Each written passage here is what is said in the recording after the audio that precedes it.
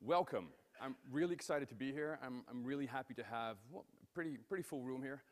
The idea is today that I try to tell you as many things about Satellite 6 that you don't know yet. And I'm planning on not finishing the presentation. I have more than 10 things. I will never fit them in 45 minutes, let alone 40 if we want to leave some room for questions. So, I'm getting started. Who am I? I am Maxime Burgerhout. I work for Red Hat as a solutions architect in the Benelux region. And in that particular role, I'm also the satellite subject matter expert lead for EMEA.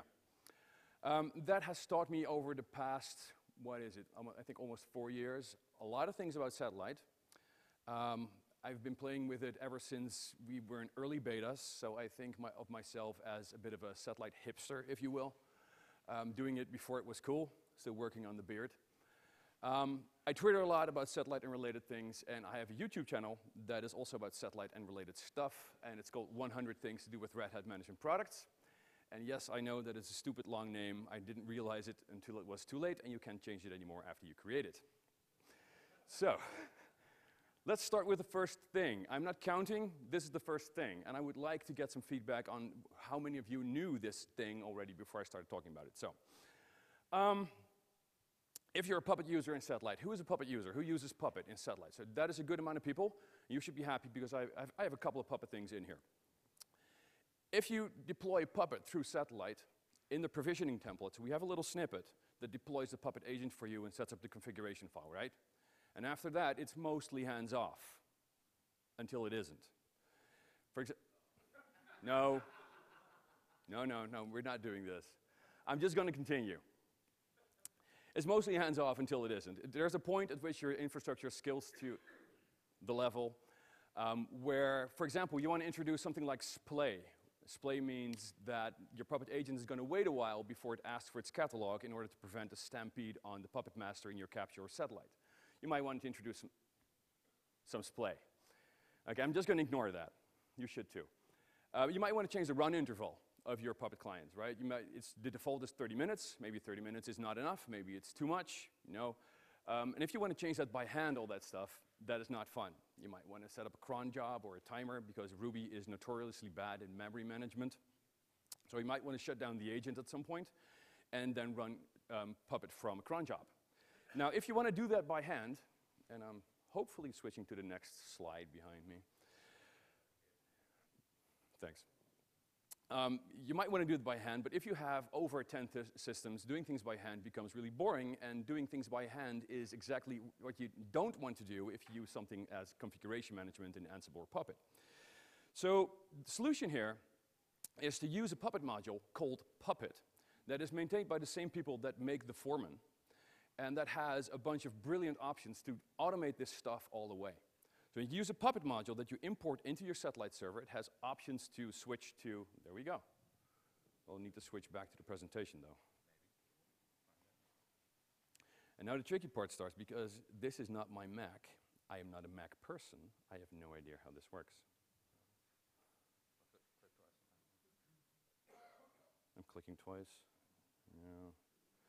Mac people, any help?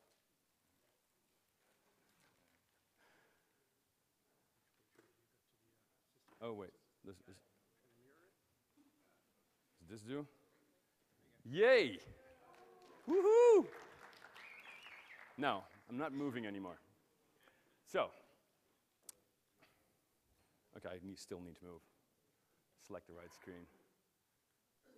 This is all planned, you know that, right? Are we working? And then my clicker doesn't work anymore. I'll do it by hand. Hand doesn't work either.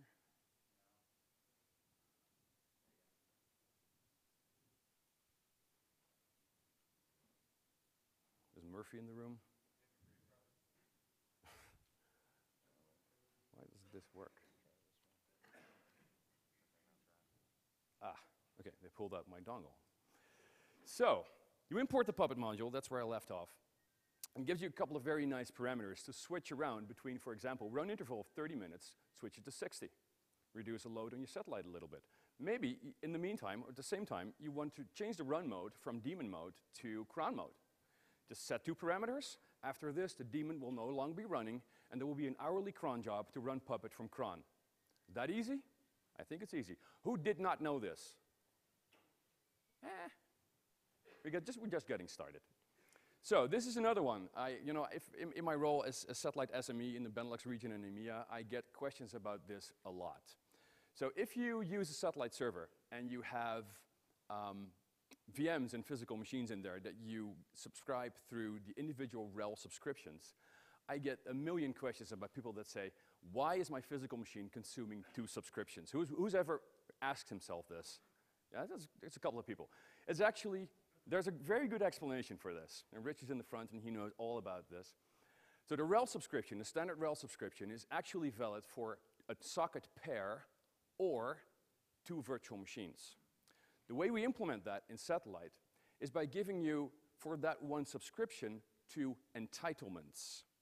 The entitlements are what you connect to the physical machines or the virtual machines. So a virtual machine will consume 1 entitlement.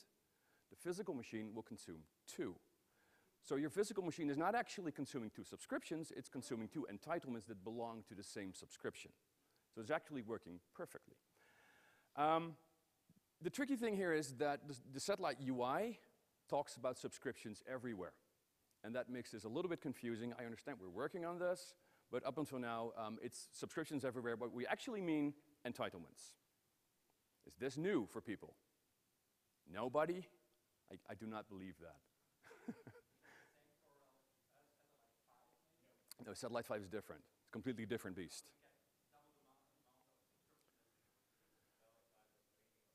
No. Yeah.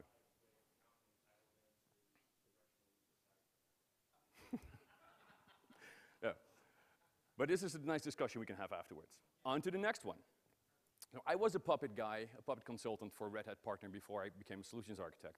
So I have some remaining knowledge about Puppet. Who's ever been in the situation where you were nicely writing Puppet modules or you were rerunning the satellite installer and then went, oh, I just overwrote a very important configuration file? Who has ever done that? I've done that more times than I care to remember. I've been that guy over and over again. And it's really annoying because the file you could potentially nuke in this way is DHCP configuration on your satellite server, which is kind of important in most satellite infrastructures. Luckily, it's not easy, it's not really hard to get it back. There are methods built into Puppet to get that file back from something we call the client bucket. The only thing you need to do is look through your logs where it says file bucket, that's a specific file, with a specific hash. You take that hash, you take the file name, and you pass it to the Puppet file bucket restore command, and it will just put this file back on your file system magically. Now, this is not exactly the most user-friendly way of doing this. For example, you could imagine you have multiple of these hashes popping up in your logs for the same file. There's a better way to do this, I think. So if you go to that GitHub repository, you can download a file called clientbucket.rb. It's a Ruby script, and this Ruby script will give you an interactive command line utility to restore any file from your client bucket, as long as it's still there. So you just give it, you pass it the name of the file, it will give you a list of hashes of backed up files it finds. You can view the diff, and you can either restore it or not if it suits your needs. This is a very easy way to restore files that you accidentally overwrite with either the satellite installer or Puppet runs. New? Yes, we're getting there. Very good. We're getting there. We're getting there. So this is a tricky one as well, I think, from time to time. We get a lot of questions about this, and it is a common source of confusion if the documentation is not read to the letter. And I think we probably all are guilty of not reading the documentation to the letter every now and then. So everybody knows, when I submitted this talk, you have to indicate the amount of knowledge of the product that is required to understand what the talk is going to be about. And I said some level of knowledge is required. You need to know a little bit about satellite to grasp what I'm talking about. Everybody knows what a content view is, I'm assuming. I see everybody nodding. Okay, that's very good. So there are basically 3 ways to add content to a content view. Either you do not filter at all, which is easy, or you use include filters or exclude filters, or you like to make life difficult for yourself, and you use both. It's possible. There's a sane way to do it, but there's also a very insane way to do it, and I'll get to that later. So if you don't use any content view filters, what is actually very simple. The moment you publish a new version of the content view, all the content that is at that point available will be in it. It's very simple. The downside is you don't have a lot of history in that content view, so you can't in any easy way add a specific erratum that is newer than all the other ones. But if you want to work this way, it works. It's fine. The tricky thing starts when you want to filter. If you add an include filter, and this is important, all content is first excluded, and then only the stuff you explicitly include becomes part of the content view. Okay? You can keep adding filters until you reach the goal. Your goal could be, I want to have all of the errata that were issued until last March, and then the very important one that came out mid-April. That's possible with include filters. When you use exclude filters, the exact opposite happens. Everything is included except for what you specifically exclude. You still with me? Cool. You can keep adding exclude filters the same way as you can keep adding include filters until you reach your desired goal. If you use both, include filters take precedence. And that's important because there are two ways to create content views. I consider this the best way, best practice. Wait a minute.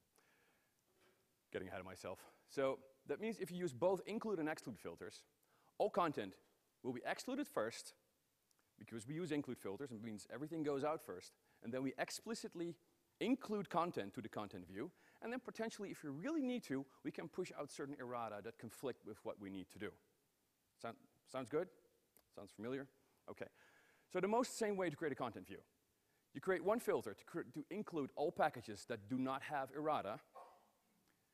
Then you add all errata up to a certain date. So for example, last March 31st, I don't know. And then maybe another include filter to include the very important errata that came out the other day. And maybe if you really need to, you can push out select errata that basically mismatch with your drivers or whatever. This works, and this gives you a nice list of include filters. I don't have any exclude filters in here, but you could add an exclude filter to push out a single erratum. And that would give you precisely what I tried to do, is it gives you a content view with about 13,000 packages. This works fine. Now the insane way to create content views, and I'm wondering if you guys can figure out what it does. The least sane way. That is first to create a filter to exclude all of the errata that were issued after a certain date. And this is what some customers did in the beginning. And then you want to add a specific erratum that came out later than that date to include, to whitelist it, basically, pull it into your content view. This is not going to work. Any takers on why? Yeah, you can't, no, you're not allowed to answer. Sorry? So the answer is, there will be no RPMs in this content view whatsoever. Because what happens, and I can show you here, I'm going to exclude all errata that were issued after January 1st, and then I want to include the very important OpenJDK one that came out 2 weeks later. Which one runs first? The include filter. What does that mean? Exactly. There's only one erratum in the whole content view to begin with, and then we exclude everything. So there's an empty content view. And I know people have been struggling with this in the past, so I tried to codify this, and you can download the slide deck later. It's actually not that hard if you know how it works, but yeah, this is a couple of slides to point that out. Does this clarify anything? Is this helpful? Yes, okay, very good. Yeah, we're getting there. Sorry? Loot, pillage, burn, in that order, okay. So, I try to highlight it in red because red is nice. So, this is one I'm particularly proud of. Have you ever been in a situation where you needed to do maintenance on a capsule, or your capsule needed to be resized, or you wanted to decommission it, and you needed to take all of the systems that were registered to that capsule and move them to another one? Who's ever tried to do that? A couple of people. So you could theoretically unregister all the systems that are registered to capsule A and then re-register them to capsule B. But the problem is you lose all of the history, and that is pretty annoying. Or you could take a couple of manual steps and keep the history. You replace the CA certificates, you reinstall TeleAgent, you reconfigure all the proxy IDs in the satellite database, because satellite needs to know what proxy your system is supposed to talk to for Puppet and the Puppet master and OpenSCAP and all that. You reconfigure Puppet, and you restart Puppet. So it's doable, but it's not really nice. What is easier is to use the bootstrap.py script that Rich here in the front maintains, that is shipped with Satellite. And over the course of, I think, the winter of 2017, I wrote a patch for that to automate this whole thing. So basically what you do is you fire up bootstrap.py, you give it the right parameters, and your system will automatically move from one capsule to another. Now, I have a little ASCII cinema, or whatever it's called, for this to show what is happening. But this being a Mac and weird, I'm not sure if this is going to work. Let's see. Resize. Oh, that's really useful, yeah. How's that zoom? Doesn't? Okay. Mac people, how does this zoom? I want it to be bigger because I don't think people in the back can probably not read this. Am I right? Yes, people are nodding, so yeah. You are, I think, yeah, that's good enough. Yeah. Thank you, yeah, thanks, sir. You lost my, oh, wait a minute, no, we're good. So, I'm gonna talk you through this real quickly. We're gonna log into my satellite server that I create the screencasts on. From there, I'm gonna log into a client system called Body Moving. And you can see at the top there that is registered to satellite 6cast, sat6cast.deployment6.lan. Then I'm gonna fire off the bootstrap script, and I'm gonna pass it the new capsule option, pointing to caps03, which is the new capsule. I'm also moving it to a new host group in a new location, because that is sometimes part of moving into a new capsule. And I'm gonna basically pass it the admin password, or another password that is privileged, and the system will be moving. So it's gonna remove all the CA certificates, it's gonna reinstall TeleAgent, it's gonna reset all of those proxy ID settings in a satellite database through API calls. That's what we need the password for.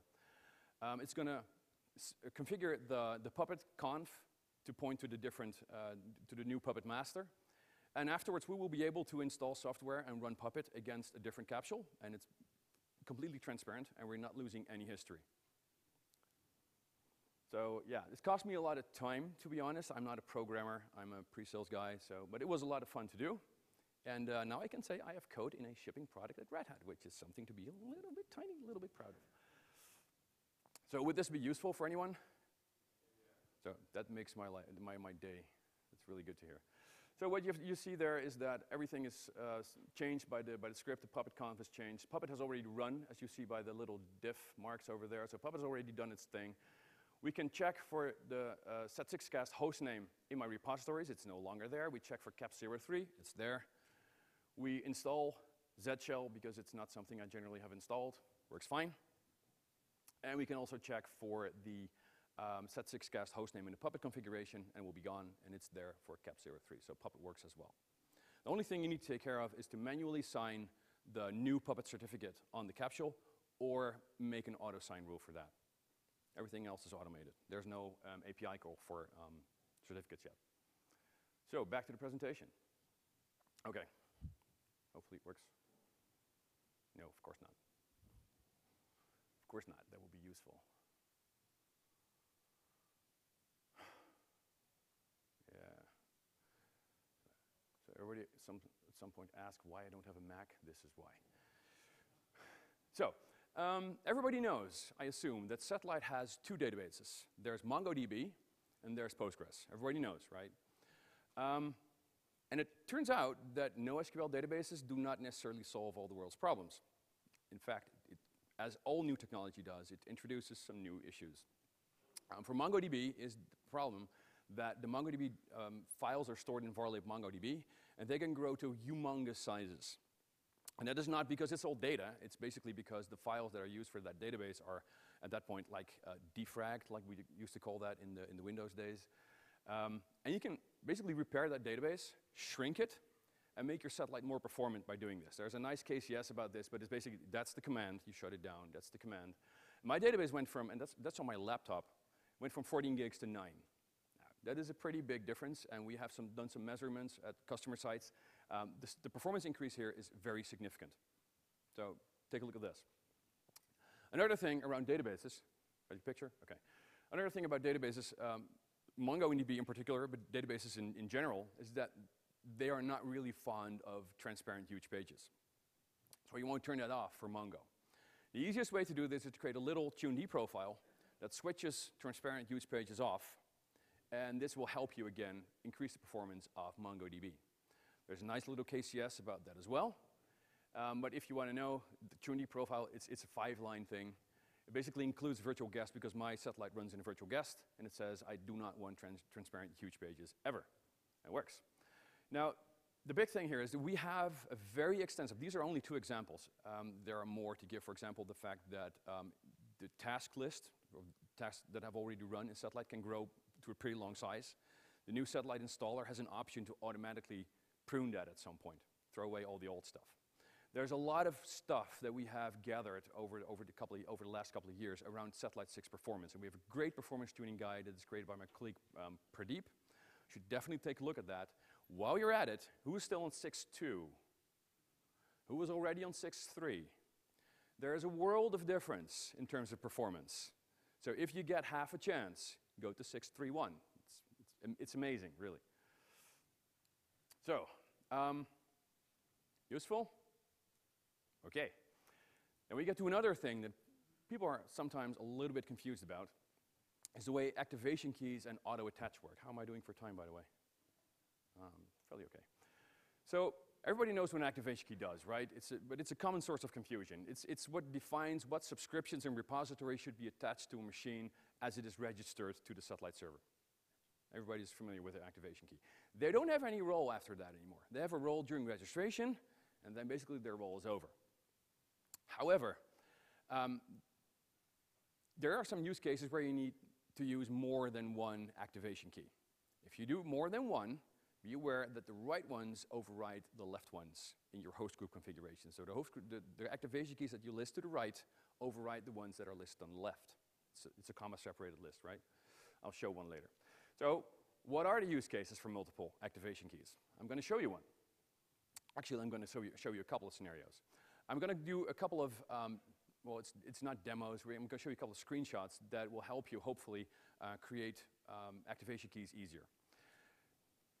There are a couple of scenarios that you probably run into all the time. The first one is, I want to attach all of the subscriptions in a predefined list to a machine, no questions asked. All of them, attach them. Another scenario is, I want to create a list, but I want my system that is registering itself to pick the right one to fulfill all the products that are installed on that system. Then the third one is, and that is probably something a lot of people here are using, I have virtual data center subscriptions. So basically, that's the old unlimited guest subscription that you attach to your hypervisors. And I want to make sure I pick the right one. And then there's a bonus. What do I do if I have virtual data center subscriptions and I still want to connect a third-party repo like EPEL or EPEL, I don't know how to pronounce it in English, or another Red Hat repository? How do I do that? I'm going to walk you through. The first one is the easiest one. If I want to connect all of the subscriptions from a list to the new system I'm deploying, I just select the subscriptions in the subscriptions tab on the activation key, and then deselect auto-attach. I don't want any smartness here. I don't want it to be clever. I just want it to do what I'm telling it, which is to select and attach all of the subscriptions in that list. No auto-attach. Everything gets connected, right? Second scenario. I wanted to pick the right one. Little different. I'm still listing a couple of options here, but then I'm telling it to auto-attach. And then during registration, what happens is that subscription manager is going to look for a product certificate and select the right subscription to fulfill that product based on the product certificates it finds and /@cpki something something. That means that if you try to do this with layered products like the high availability add-on during registration, during Kickstart, that's not going to work. Because during registration, during Kickstart, those products are not installed yet. So that's better to fulfill with the first scenario.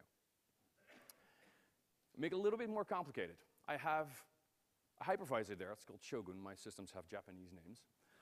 And I wanted to select the right hypervisor and connect the derivative subscription that belongs to that hypervisor to my virtual guest.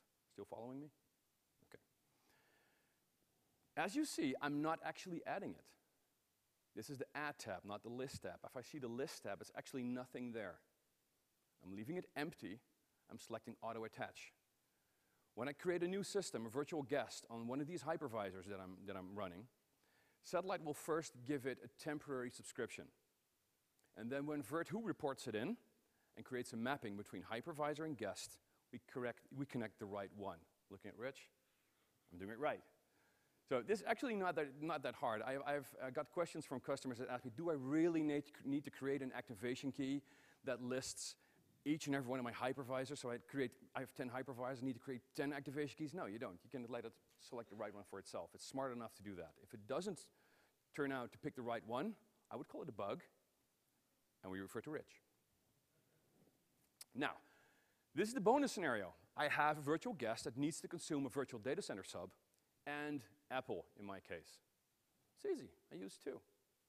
I use the virtual data center subscription that is empty with auto attach. And then I use the one for Apple, where I say you need to attach every single one of those subscriptions that I'm listing here, and I use that to attach Apple. So I use two activation keys, the right one overriding the left one. Was that useful? Still see people nodding, so I'm still doing it right. So 2 years ago, who was here 2 years ago? Summit?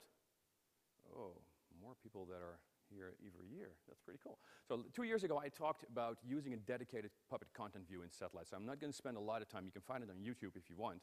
But it's actually pretty useful. If you do, the people that were using Puppet, do you put your RPMs with, the modules with your RPMs in the same content view?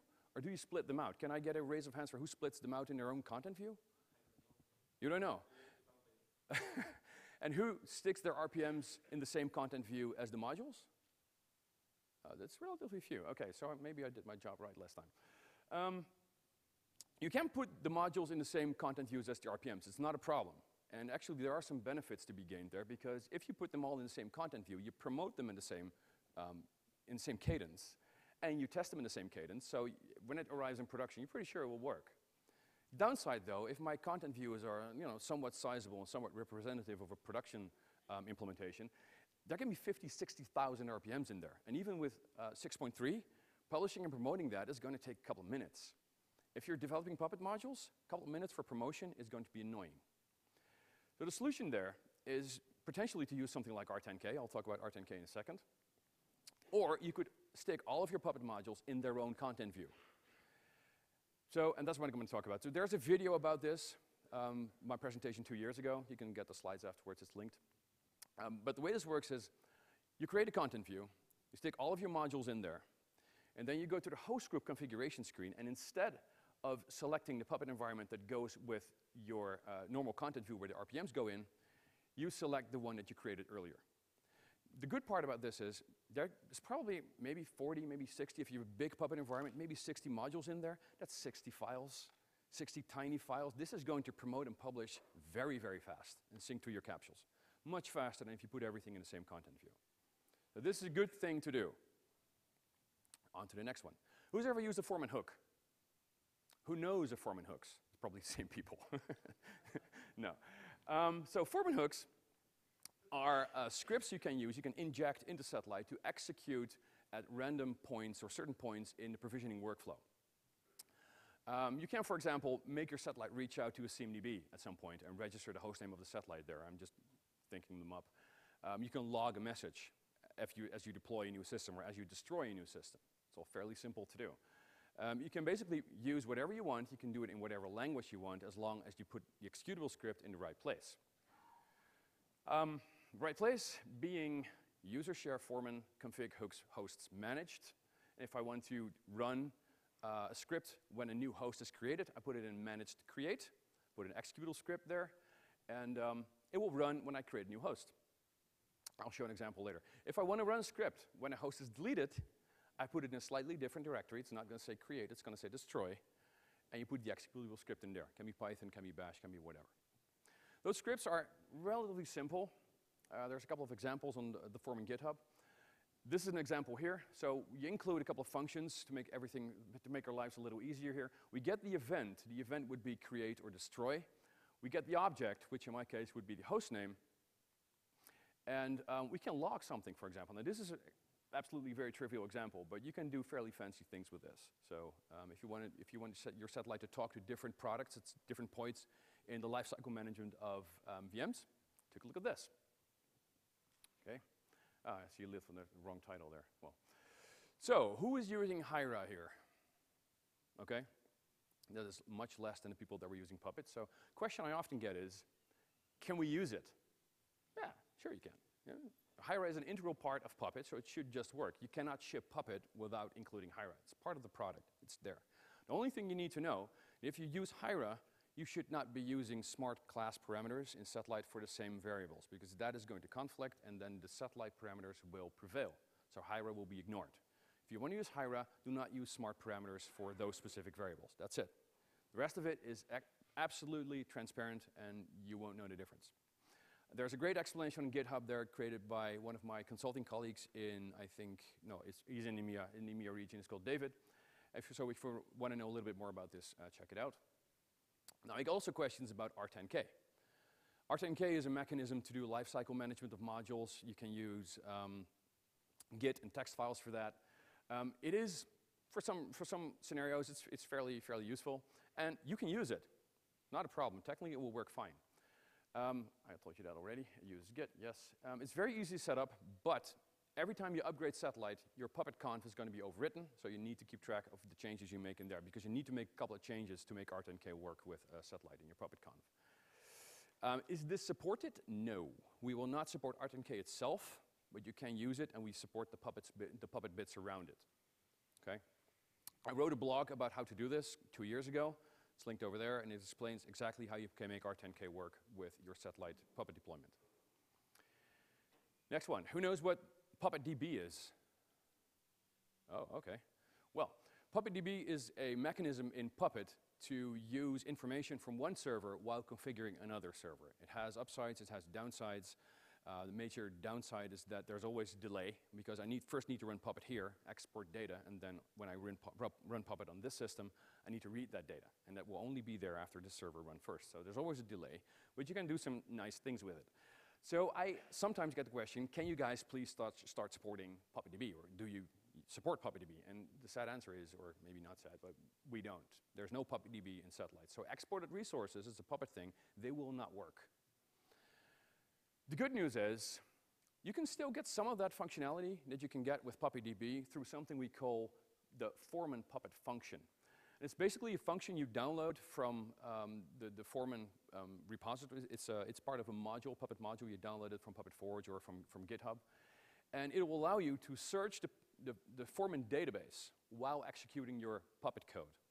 So it's something like this. You can use the FOREMAN function right there to look for hosts with a report that is younger than a week, and then you will enable VPN access for all of those systems. So you can use information about multiple systems while running Puppet on a single node by using the Puppet function, the FOREMAN function. I haven't asked for a while if this is still useful, is it? No? Come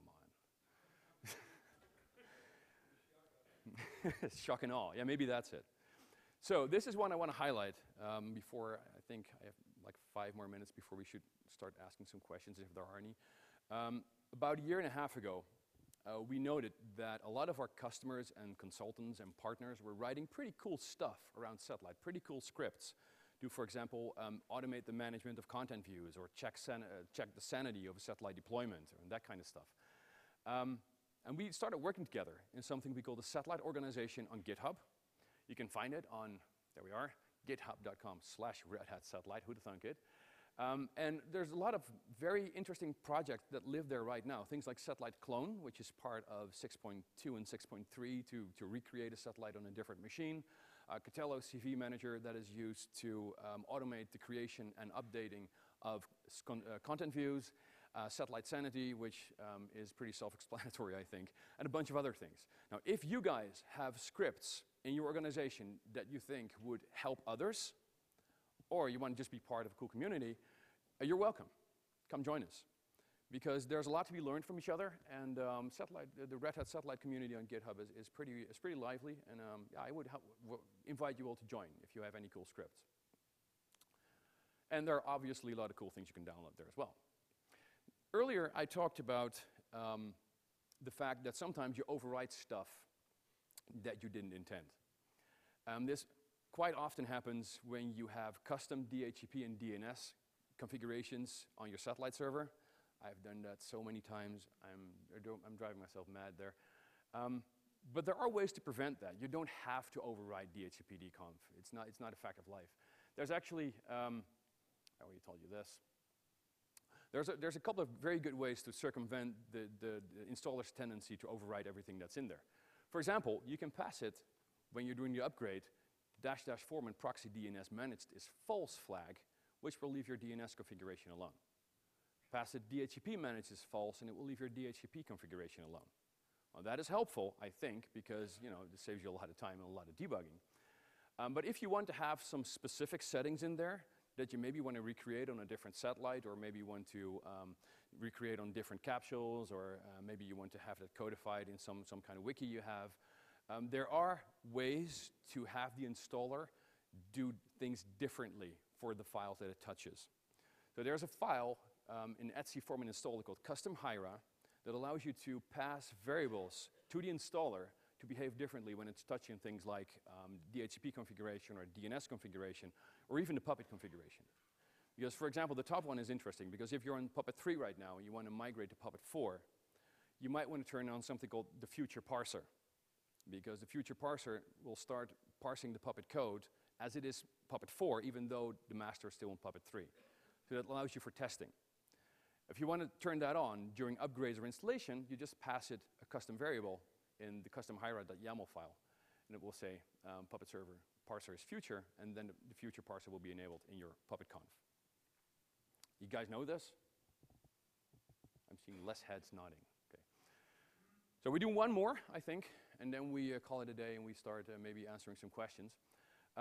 Sometimes you might want to recreate your existing satellite server on a different node. For example, a good reason would be that we dropped support for RHEL 6 when we released Satellite 6.3. So Satellite 6.3 can no longer be installed on RHEL 6.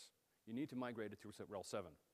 Or maybe you want to test out an update on a copy of your satellite and not the satellite itself, right? So there's a tool for that. It's called Satellite Clone. It's part of that repository on GitHub I mentioned earlier. And it's a set of playbooks that allow you to clone a Satellite 6.1, 6.2, or 6.3 server on an empty RHEL 7 machine. And it's very useful. And it's shipped with Satellite 6.2 and 6.3, but it will require you to have an extra subscription for that new system. But this is your ticket into migrating your satellite's operating system from RHEL 6 to RHEL 7, which, by the way, gives you a lot of performance benefits as well, so it's definitely worth it. Now, I have about 4 minutes left, I think, so I'm going to skip to the end of my presentation, so you can see there's a lot more coming. There would have been a lot more coming if I had more time. We can talk about host group layering, we can talk about dynamic activation key selection, but that's about the time I have. You will get the slides, and everything I just skipped through real quick will be in there. If you have something in your own organization that you think of, you should have mentioned that, because that is so cool, that thing we're doing there. Let me know. And I will put that in the deck, and I will mention you, obviously, with a picture if you want, and we can talk about it in some other presentation. So knowledge sharing, right? Open source. Any questions at this point?